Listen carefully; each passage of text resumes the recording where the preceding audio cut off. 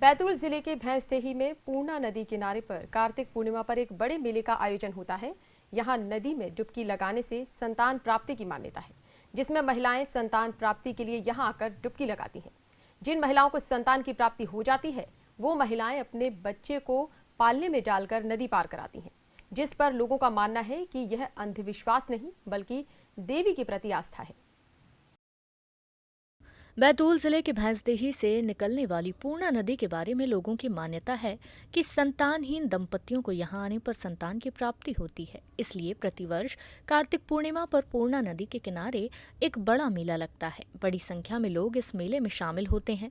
इनमें वो लोग भी होते हैं जिनको संतान नहीं होती या यहाँ की मन्नत से संतान हुई है। ऐसे लोग अपने बच्चों को लाते हैं और नदी में भगत के माध्यम से पूजा कराकर बच्चे को पालने में डालकर नदी पार कराते हैं। इस दौरान पालने में पानी भी भर जाता है और बच्चा गीला हो जाता है, लेकिन लोग इसे अंधविश्वास नहीं बल्कि देवी के प्रति आस्था मानते हैं।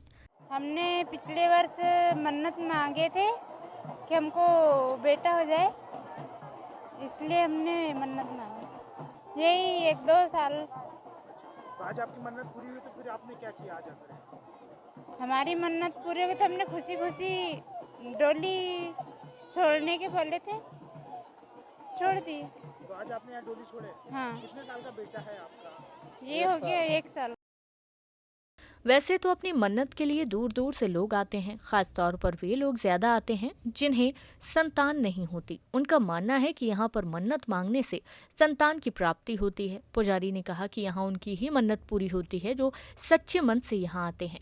उनकी हर मनोकामना पूर्ण होती है। उसमें विशेष में है कि जैसे जो संतानहीन माताएं बहनें हैं, उनको यहाँ पे बहुत जल्दी उनको उनकी मनोकामना पूर्ण होती है।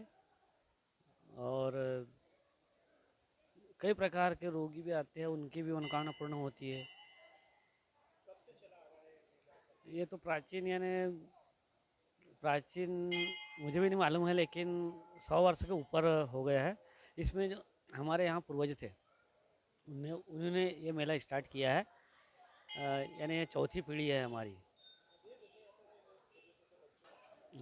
हाँ, तो ये जैसे जो डैम बन गया है, जो ग्रामवासी सभी क्षेत्रवासियों ने मिलकर के इसके लिए यानी बहुत परिश्रम किया है।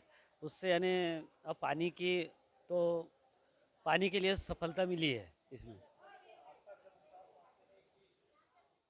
इस पूरे मामले में लोगों की माने तो बहुत तपस्या करने के बाद भगत तांत्रिक बनते हैं। मेले में पूजा पाठ के दौरान इन तांत्रिकों का नजारा देखते बनता है। ज्यादातर तांत्रिक महिला वेश में आते हैं और अपनी शक्ति बताने के लिए तरह तरह के करतब करते हैं। कोई घंटों पानी में नाचता है तो कोई नदी के बीचों बीच बने खंबे पर चढ़कर करतब दिखाता है। हालांकि प्रशासन भी इस बात को कबूल करता है कि एक ही गाँव में 5-7 तांत्रिक जरूर हैं। पूर्णा मेले के लिए हम लोगों ने 2 एएसआई लगे हैं, 2 हेड साहब हैं और 12 जवान हैं हमारे यहाँ लगे हुए, और महिला बल भी लगा हुआ है।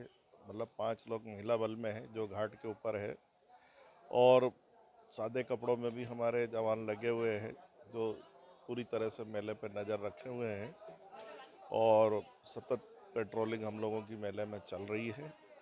कोई जरा सी भी बात होगी तो हमारा बल वहाँ तत्काल पहुँच जाएगा, और पूरी चाक चौबंद व्यवस्था हमारी कर रखी है हमने। यहाँ बड़ी संख्या में तांत्रिक माँ बाप के सामने उनके दूधमुहे बच्चे की जान के साथ खिलवाड़ करते हैं। यह खेल सरेआम खेला जाता है, लेकिन प्रशासन इसे रोकने की बजाय खेल देखने आई इस भीड़ की व्यवस्था में ही लगी रहती है। आस्था के नाम पर बच्चों पर जो जुल्म हो रहा है, इसकी शुरुआत कब से हुई यह तो किसी को नहीं पता, पर लोग मानते हैं कि यह मान्यता है, इसलिए वे ऐसा कर रहे हैं। Bureau report, Digiana news, Bhainsdehi.